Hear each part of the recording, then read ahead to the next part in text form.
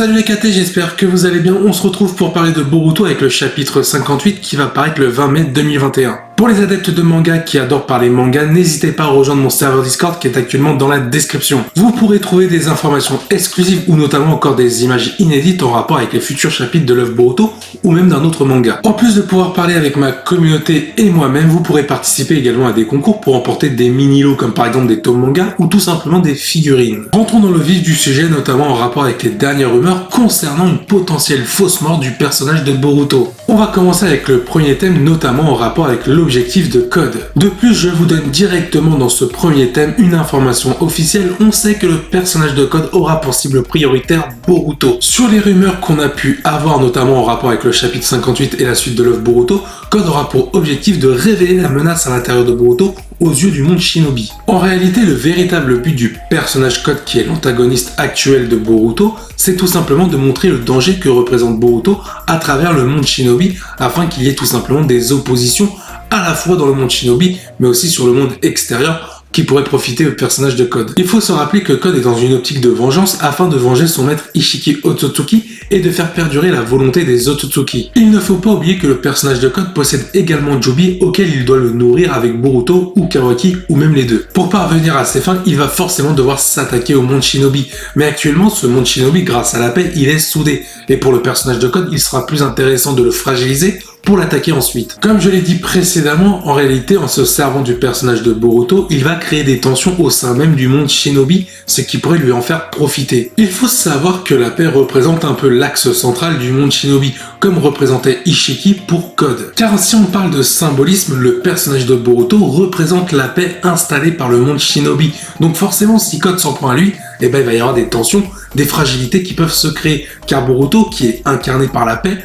techniquement représente évidemment une menace à cause de ce qu'il a à l'intérieur, c'est-à-dire Momoshiki. Du coup, on peut se poser la question comment va faire Code pour semer la zizanie un peu à travers le monde Shinobi. Tout simplement grâce aux capacités d'Eda, car je pense que ce personnage-là n'a pas été introduit pour rien. Effectivement, on a pu voir dans le chapitre 57 une démonstration de ses pouvoirs, notamment sur le fait qu'elle pouvait savoir tout ce qui se passe à travers le conseil des Kage.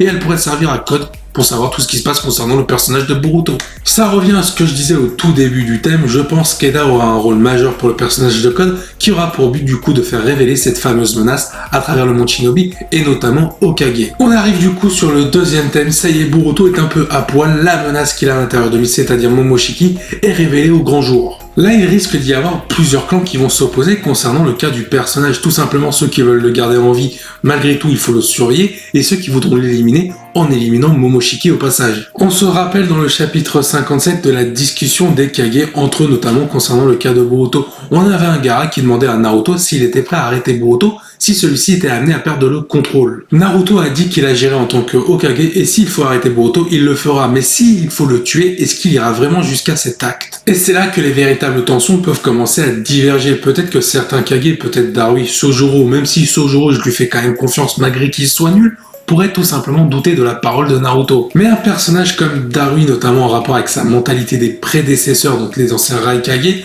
pourrait trahir ses paroles en tentant de tuer Boruto, soit par lui-même, soit en engageant un shinobi assassin. À ce moment-là pourrait démarrer un nouveau conflit parce qu'il y a trahison au niveau de la parole de Naruto et Naruto ne va pas rester sans rien faire si la vie de son fils est en danger, en plus à cause d'un Kage, donc là il risque d'y avoir une guerre qui risque de s'opposer avec deux clans, ceux qui veulent protéger Boruto et ceux qui veulent l'éliminer. Donc le système shinobi pourrait être remis en cause. En plus de fragiliser le monde Shinobi à travers ce conflit concernant la menace de Boruto, ça va aussi fragiliser la psychologie de Boruto qui lui a foi aux convictions des Shinobi. On se rappelle que Boruto adore vraiment les Shinobi un peu tels que Sasuke et voir le système Shinobi qui s'en prendrait à lui, ça pourrait être comme une marque d'affront qui pourrait faire tourner un peu dans le mauvais côté de Boruto. En plus, il aurait donc un troisième problème à gérer, c'est-à-dire la menace de Code, la menace auquel il est confronté, celle de se faire tuer par différents shinobi, à cause de l'autre menace qu'il possède, celle de Momoshiki. Surtout que je ne pense pas que la solution de tuer Boruto soit la bonne, parce que imaginez qu'il se fait tuer ou qu'il essaye de le tuer, Boruto n'a pas à se laisser faire. Pour le coup, on aurait peut-être Momoshiki qui va prendre le corps de Boruto et là faire un véritable carnage. Donc au final, ça va arranger ni le monde shinobi, ni Boruto lui-même. Si ça se trouve, c'est le monde shinobi qui va précipiter la perte de Boruto et le retour de Momoshiki. Ce serait vachement intéressant un scénario comme cela. Mais il y a quelque chose à prendre en compte, le fait que Code soit en vie, ça va pas forcément intéresser Momoshiki s'il revient.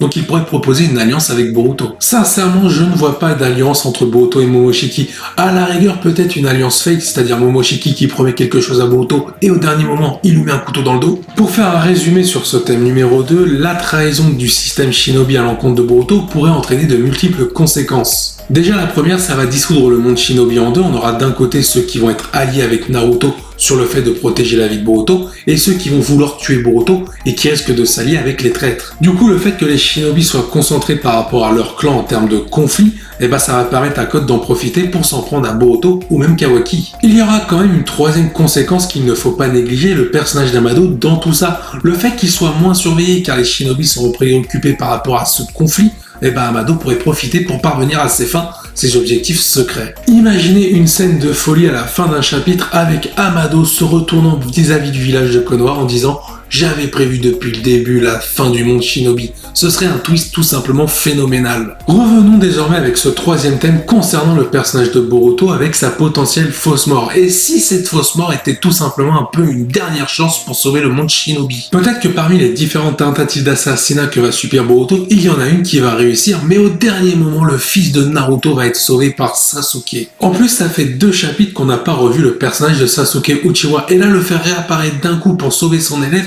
ce serait tellement beau. Mais comment serait-il au courant de tout ce qui se passe autour de Boruto? Déjà parce qu'il est au village de Konoha, certainement pour se faire soigner son œil, ou au laboratoire d'Orochimaru qui aurait pu l'informer. Ce qui pourrait être intéressant de voir, c'est Sasuke qui pourrait prendre le parti de sauver Boruto. Peut-être que Sasuke, on va découvrir qu'il a toujours eu des doutes encore avec le système Shinobi, et suite aux derniers événements reçus notamment à l'encontre de Boruto, Sasuke verrait ses doutes fondés. Du coup, la fin de la première partie de l'histoire de Boruto pourrait tout simplement être marquée par Boruto qui se fait exclure volontairement par le village de Konoha en se faisant passer pour mort. Cet événement majeur marquera le début de l'ellipse avec Boruto qui se fera entraîner par Sasuke et peut-être que celui-ci va l'aider à gérer le cas Momoshiki. Du coup, durant cet exil, on aurait un Boruto qui va apprendre les véritables valeurs d'un véritable shinobi grâce à Sasuke. Et là où ça peut être énorme, c'est le fait que Boruto, dans le chapitre 1 de son œuvre, a dit comme quoi il restait un shinobi. Mais quel type de shinobi? Est-ce que c'est un shinobi aux valeurs de Sasuke ou un shinobi aux valeurs de Boruto? Du coup, il est temps de passer au thème numéro 4, notamment la folie de Kawaki. Il ne faut pas oublier le fait que Boruto se fasse passer pour mort, Kawaki apparemment ne sera pas au courant, donc il va croire que son ami est véritablement mort à cause du système shinobi. Et là où ça peut être intéressant pour le personnage de Kawaki, notamment dans son développement, on pourrait voir des flashbacks avec des propos de Jigen ou même de son père remettant en cause le système shinobi.